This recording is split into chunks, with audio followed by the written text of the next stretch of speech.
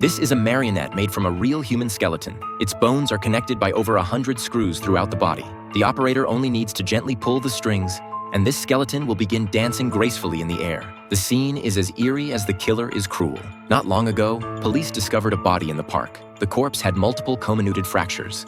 The presumed cause of death was blunt force trauma to the head. They noticed the dehydration of the victim's tissues was quite peculiar. The body wasn't dehydrated due to environmental factors. The real reason was that the killer had removed the victim's skin. After soaking it, they scraped off the fat. This resembles the process of making animal specimens. Then they embedded multiple metal wires in the flesh and bones. Next, they connected the entire skeleton. Finally, they put the removed skin back on. They also found wear marks on the joints. This indicates the killer repeatedly manipulated the corpse according to their will. Angela reconstructed the victim's face. Through scanning the missing persons database, they identified the victim as Mia. 6 months ago, her husband had reported Mia missing. The agents also learned about a suspect from the husband. Soon after, the agents rushed to the suspect's house. As soon as they reached the door, they smelled a rotting odor. Upon opening the door, they saw many cats. Suddenly, there was a noise from the second floor. When the male agent entered the upstairs room, a sharp knife suddenly appeared behind him, pressed against his neck. Just as the agent was planning to counterattack, the sound of a gun being cocked suddenly came from behind. The female agent ordered the person to immediately drop the knife. Knowing he was in danger, the man had no choice but to comply.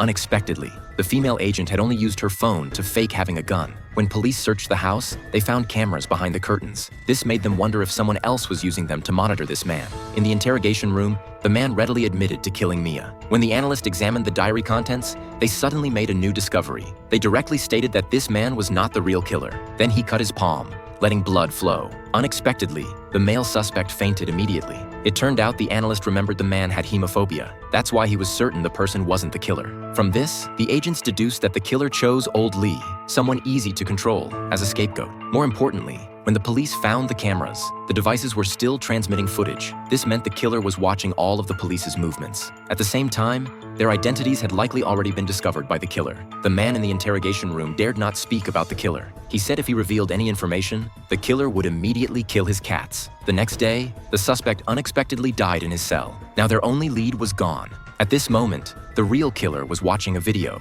then gradually focused their view on the female agent.